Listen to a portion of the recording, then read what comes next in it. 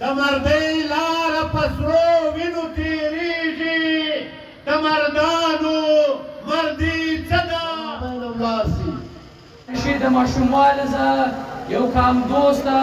وطن دوسته په پښتانه مین په خپله خاوره مین په پښتونخوا مین یو ماشوم وي لکه تاسو څنګه معلومه وي چې اوله واره چې غازي امان الله خان په 1920 کې د انګلستان په دوره تللی نو د چمن د لارې زه نو د دې انګلستان خواته تللی نو خان شهید ورسره نور پښتانه د خپل باچا و استقبال ته لاړو هلته خان شهید ته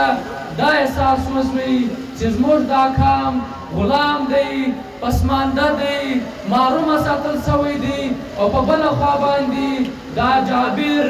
دا ظالم دا چالاکه انګریز دا کام بالکل غلامه ساتلی دی عزیزانو په ډېر کښې عمر باندې خان شهید عبدالصمد خان خپله مبارزه شروع کړه او راوله واره په 1910 کې چې ډېر کښنی و ډېر ماشوم و دوی د خپل یو بیان په دغه باندې دته سزا ورکول سوه او دوی جیل ته لاړې عزیزانو پښتونخوا ملي پارټۍ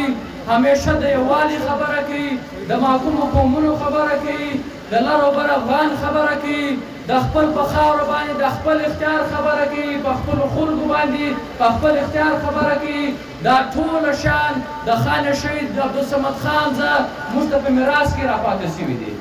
که ته موږ د محکومو قومونو خبره وکړو هغه ټیم هم په جیک آباد کې یو بلوچ کانفرنس کې دی او خان شهید په هغه کې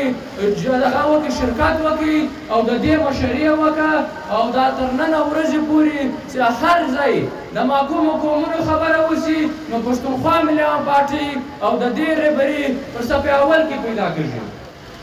عزیزانو پښتنو د انګریزانو سره ډېر جنګونه وکړو بیا یو داسې محاذ راغلی چې هلته بیا یو سیاسي جنګ پکار و یو سیاسي لاره پکار وه د دې لپاره خان شهید په 1938 کې انجمن وطن یې جوړ کړي چې دا انجمن وطن دا د محکومو قومونو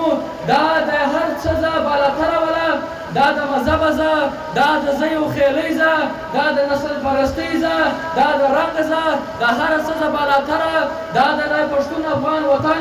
یو ډېره ښه پارټۍ وه یو واحده پارټۍ وه په دا خطه کې بله پارټۍ ونه نو خان شهید عبدالصمد خان دا اعزاز د تاثیره دی دا اعزاز پښتونخوا تاثیره دی چې اول ځل په دا خطه کې خان شهید عبدالصمد خان د یو پارټۍ بنسټ کېښودلی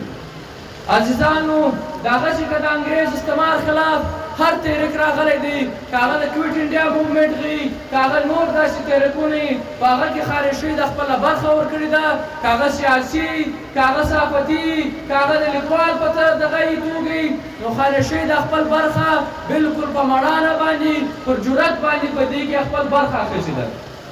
عزیزانو چې کوم ټیم دا پاکستان دا ملک ازادېدی په هغه ټیم کې یوه جرګه وسوه چې په هغه ټیم کې خان شهید دا خبره ورته وکړه چې باید چې اوس انګریزان روان دي او پښتنو ته د خپل یو شناخت ورکول سي خپل یو نوم ورکول سي دا کم تقسیم سي انګریز کړی دی موږ دلته راخلسي په بلوچستان یې ګډ کړي وو په بله ځای کې په منځنۍ پښتونخوا یې جلا کړې ده او هغه ځای ته د پاټا نوم ورکړی وو او چې کومه شمالي پښتونخوا وه هغه ته یې صوبه سرحد NWFP نوم ورکړي نو په داسې حالاتو کې خان شهید دا ورته کښېښوي چې باید چې پښتانه ته یو متحده یو خپله صوبه ورکول سي د ده خاوره باید چې متحده سي د پښتونخوا پر نامه د افغانیه پر نامه د پښتونستان پر نامه باندې خو له بده مرغه د پاکستان د ازادۍ یو کال بعد د بابړې د واقعې بعد خان شهید عبدالصمد خان اڅکزی او ورسره باچا خان او نور مشران یې راواخیستل په زندان کې واچول بیا دوی په زندان کې وو چې د هغه د خان شهید بیا د زندانه راووتی بیا د ورور پښتون یو بنسټ کښېښوي چې هغه یو ملي پارټۍ وه د پښتانه سرخیره پارټۍ وله او دا په دې ملک کې چې کوم عین ساز اسمبلۍ ماته شوله چې په دې ملک کې چې کومې 3 فارمولې رالې هغه فارمولې دوی کې عملي نو د هغې په خلاف باندې خان شهید خپله یو بله مبارزه پیل کړه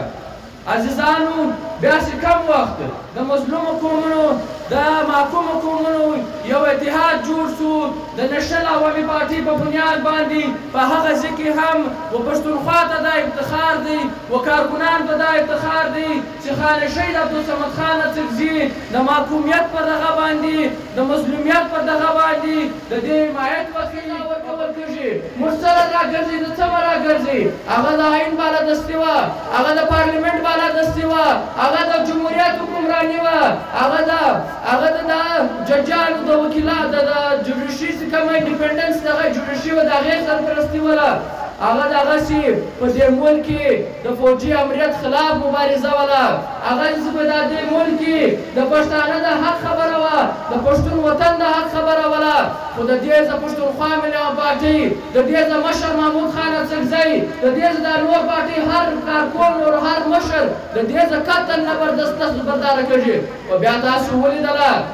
چې د 3 میاشتې 10 ورځې بعد پر دالا باندې یوه حمله وشوه په کور کې او دوی په شهادت ورسېدی